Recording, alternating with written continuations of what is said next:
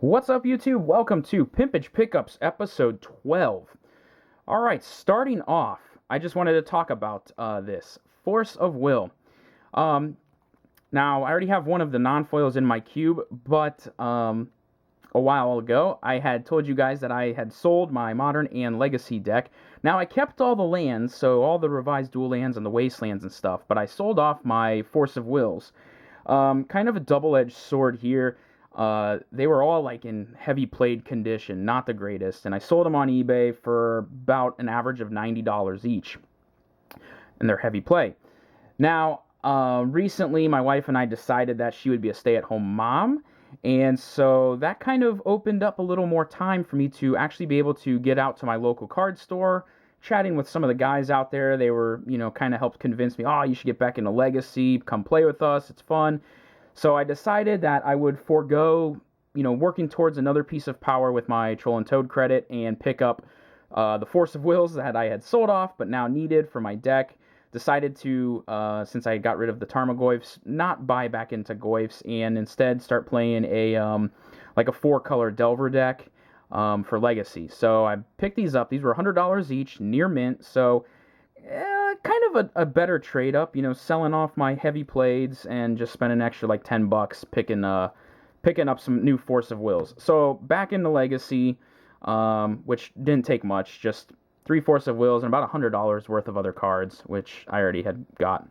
All right, next up, Gerard's Verdict. This is not in my queue, but it's a pretty good card. 1 white, 1 black, and it forces them to discard 2 cards from their hand. You gain 3 life if they pitch land cards, which is most of the time what they will do, unless you save this for, their last 2 or 3 cards. But again, kind of nice to have. This was cheap, $1, so I decided, yeah, let's pick it up.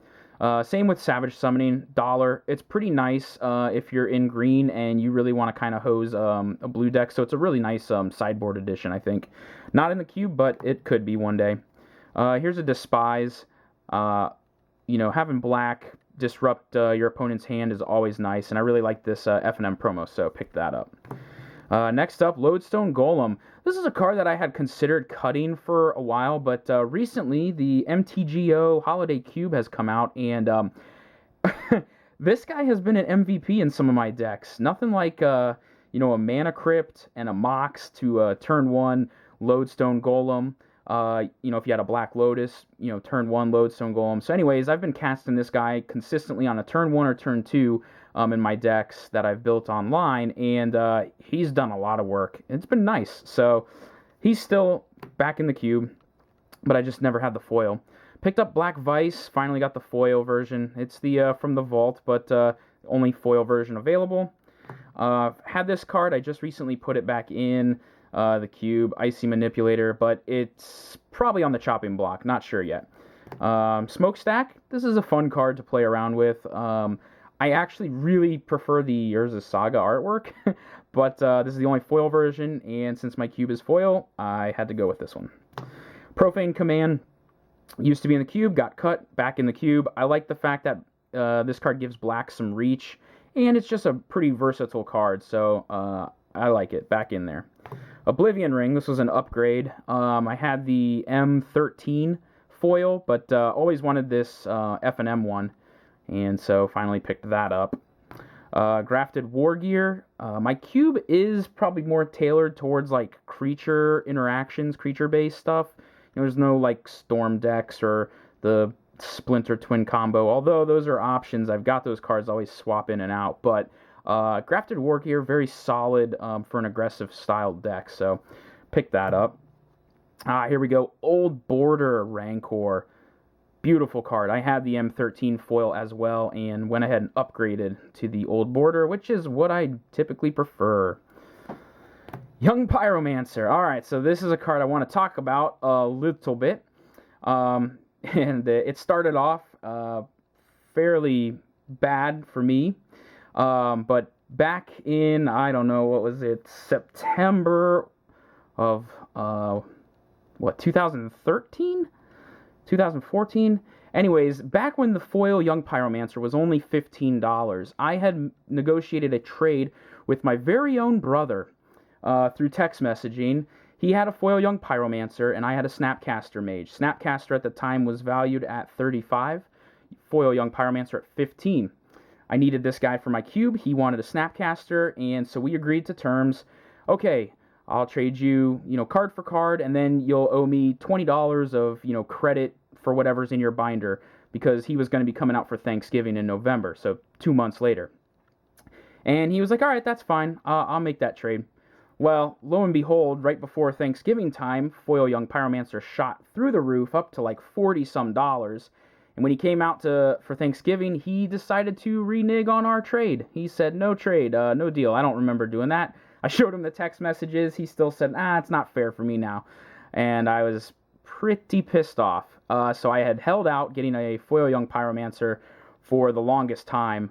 And, I was pretty pissed off with my brother, your own flesh and blood screwing you over. But I guess such is life. Anyways, foil young Pyromancer, I finally came down a bit to $25. That's what I picked this guy up. And that Snapcaster Mage went all the way up to, like, what, 90, 100 bucks, something like that right now. I think it's come down a little bit. But anyways, I know the buy list was up to, 60 bucks or whatever. So, in the long run, I did better in not making that trade on his terms. So, anyways, that's the story with young Pyromancer. I finally got the foil. Thanks for listening. All right, next up, Braids. This guy has been fantastic. Or this girl, whatever. I don't know if it's a guy or a girl, to be quite honest. Probably a girl. But a very fantastic card in like a token theme deck. Get Bitter Blossom out. You're able to sack those tokens and constantly lock down your opponent. Or play Lingering Souls. It's what I did in the Holiday Cube, and it's been sweet. Picked up Foil Tassiger. It's a very solid card. Finally upgraded to this Old Border Living Death. Living Death is an amazing card. Absolutely nuts. Alright, then I had held out for the longest time from getting those Rise of Eldrazi foils because they were super expensive, and especially when I knew that these guys were getting reprinted in Modern Masters, I knew the price would absolutely tank. So I picked up all 3 of the Eldrazi, Kozilek, Emrakul, and Ulamog foils from Modern Masters. Let's see here. These prices have just completely crashed. Emrakul used to be $100 when it first came out in Modern Masters. I bought this for $51, and I've even seen it on eBay for like $45. I saw a foil Kozilek on eBay for $35, free shipping, and I saw a foil Ulamog on eBay for $25. So yeah, you're looking at like 100 and whatever, 20 bucks for like all 3 of these. Not bad at all. So thank you, Modern Masters 2, for bringing the price down on those foils. All right, next up we have Ugin the Spirit Dragon. This dude is amazing. Very, very solid channel target. I got absolutely destroyed. How was it, last month? My friends and cousin came out, and my buddy turned to channel Ugin, and I was toast. I couldn't answer it. He wiped everything on my board and just started pinging me. It was insane. But yes, very, very good Planeswalker, right up there on par with Karn, I think, and happy to have him in the cube. All right, check this out. Old Border Days. So this is a card that I used to own. I had traded a Liliana of the Veil for this from somebody from England, and got this card and then traded this card into a Scalding Tarn and an Arid Mesa, which at the time was very good because then those fetch lands went through the roof, and then I moved those fetch lands. So I constantly was gaining value in my trade, but little did I know, in the future I was going to be building a foil cube, and I probably would have wanted that foil Days just to hold on to. But this one was on eBay for a very good price, because this card I think typically is in the 120, 130 range now. But I got this for 80 bucks on eBay. So happy to have the foil Days. And the next 2 cards are what I'm really, really excited about. And it's kind of what well, the last card I used some of the remaining, well, all the remaining of my store credit with Troll and Toad, besides those Force of Wills for the last card. This other one, though, I've been watching and watching and watching, and I haven't been able to, find it available really anywhere. It's a hard to find card, out of stock usually all the time, but it is a card that is absolutely devastating in Cube, especially Holiday Cube, which has been ironic because it's probably better in Legacy Cube, just because of all the Power 9 artifact mana floating around. But it's 1 white, 3 colorless, sorcery. Have you guys guessed it? Boom! Ravages of War. Finally in the Cube, and it is so sweet.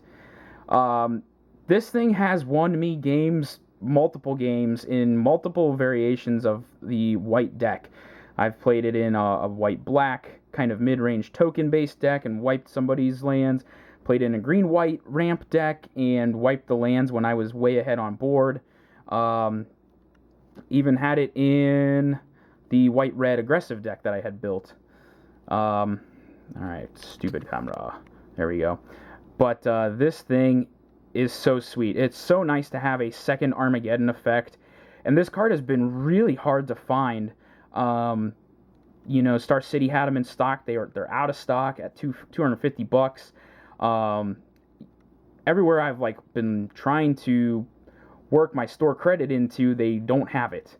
I finally decided to buy it straight from Channel Fireball, $250, and get some credit back with that 5-back promo. And Channel Fireball is pretty good vendor there. But eBay, they've been at $290 for buy it nows, and it's probably one of those promo cards that there's not a lot in circulation, and for people that cube, and especially foil cube enthusiasts, or even EDH foil enthusiasts, this card is probably going to dry up soon, is at least my guess. I mean, I don't know what the quantity is in circulation, but if it's anything like that Phyrexian language Elish Norn that started out at 200 and now is up to 500, I mean, this could easily get up to its Portal 3 Kingdoms counterpart, which is sitting around 400. So I was like, you know what, I'm going to bite the bullet, buy it now, and put it in the cube and get to play with it. Because, especially with my brothers, because vacation's coming up with them, and it'll just be really nice to actually have in there. And the last card, which I got from Troll and Toad and used my my credit towards instead of that Power 9, because I got those Force of Wills, is Old Border Foil Wasteland.